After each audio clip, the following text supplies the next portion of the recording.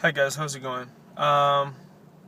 It's been a while since I last time I talked about this, and I've been avoiding for the longest time. But I have accountability, and I really need to talk about this. Not because only because I need to go back and revisit, but also to give a warning to those out there that may fall into the same trap. Okay, as you can see by the title, how I failed myself in language learning. Um, okay, the story behind is a couple years ago, I participated in a language challenge. Okay, an old one, and in this language challenge, I was trying to learn Thai, which at that point I had no reason for learning other than the challenge itself. I just wanted to learn something that was different, that was uncommon, and things like that. So it was a big challenge for me, and it was. The language is hard, very different from everything I studied before. Uh, in terms of being different from other languages, it takes even Chinese is further than Chinese, at least as far as language structure to me. But the main problem that caused to me I consider failure isn't that I didn't learn as much as I wanted, because I started understanding the language and I got some of it down, but I lost my focus. I lost my focus. It got to a point where what I wanted was to put the time in and not have a good understanding of what I was doing. It was more of a question. It was more of a question of quantity other than quality. And I also made a mistake on the quantity because it felt like it was in a race. And everybody that has ever run a race, you know that at the end, when they're about to finish it, most racers will try to sprint to get to the end. And that's what I did. So I put in about 230, almost 240 hours into studying Thai for 6 weeks. And to make something different, to make an extra challenge to me, the last 24 hours of the challenge, I studied non-stop. And I was online for 24 hours. I was doing everything I could to stay on target for 24 hours. The result was simple.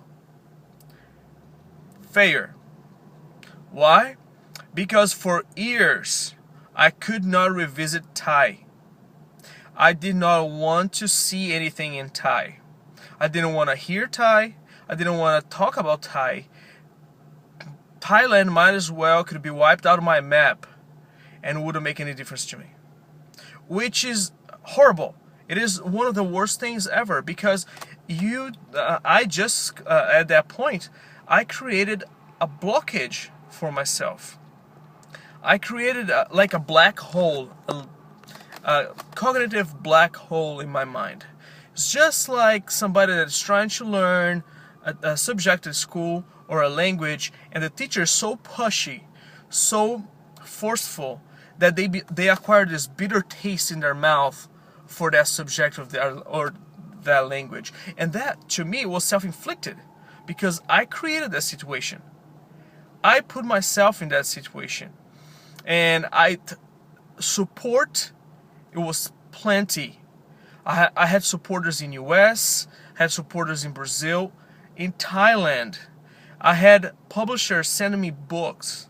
Paiboom publisher, she sent me a whole collection of Thai books. And up to this day, I feel like garbage for getting her books, and half of them are not even open.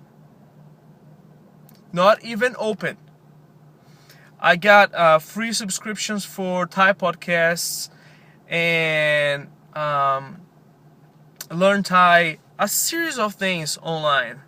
And today, like, I look back with regret, not for taking those things, the resources and the support, but for failing to honor them, because my focus was so up in the air, and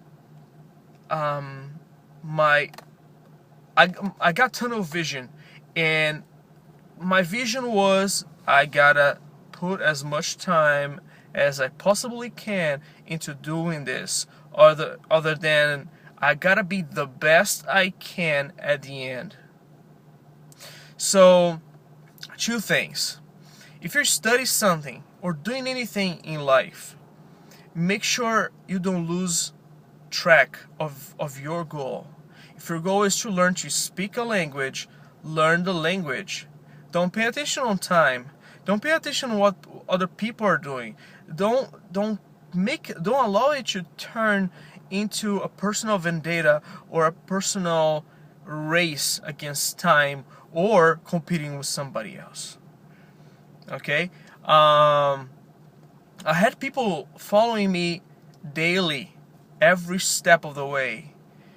And at the end, I failed them. I failed myself. I created a mental blockage towards the language. I didn't get a whole lot out of it. Everything I got was against myself.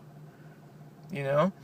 So today, when I look at my Thai material, I have a bunch of them. 2 whole blocks of my library are for Thai.